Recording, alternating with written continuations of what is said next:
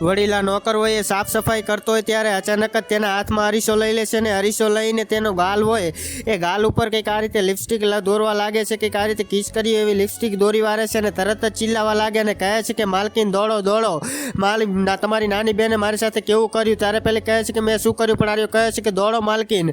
ત્યારે પેલી કહે છે કે મેં શું કર્યું. એટલી વારમાં ત્યાં કણે તેની મોટી બેન આવે છે અને કહે છે કે શું થયું, કેમ રાડો પાડેશ તું. ત્યારે આર્યો કહે છે કે જોવો ને માલકીન, તમારી નાની બેને મારી સાથે કેવું કર્યું. એને મને કિસ કરી લીધી અને મને કહ્યું કે મારી સાથે સો અને મારી સાથે ગંદુ કામ કરીને આવું જેવું તેવું મને બોલે છે. હવે મારે શું કરવું, જો તમે કંઈક સમજાવો.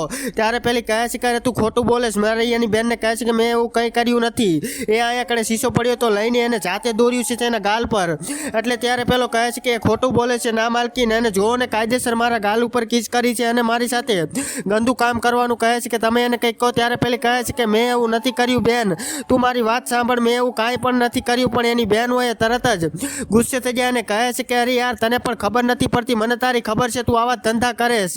એમ કહીને એની બેન ઉપર ગુસ્સે થઈ જાય અને એને ઘરની બહાર કાઢી મૂકે છે. પણ મિત્રો હવે આગળ થઈ ગયો જોવા જેવું છે, પણ એ જોતા પહેલા માં મેળીને દિલથી માનો વાળા વિડીયો પર એક લાઈક કરી ચેનલ સબસ્ક્રાઈબ કરી દો. કોમેન્ટમાં જય માં મેળી જરૂરથી લખી દેજો. દરઅસલ મિત્રો એવું હોય છે કે એની સાસુમાં હોય એની નાની બહેન હોય એની તારીફ કરતી હોય છે, એટલા માટે એની મોટી બહેન એને બહાર કાઢવા માટે આવું બધું નાટક કર્યું હોય છે અને નોકરને 20,000 રૂપિયા આપે છે.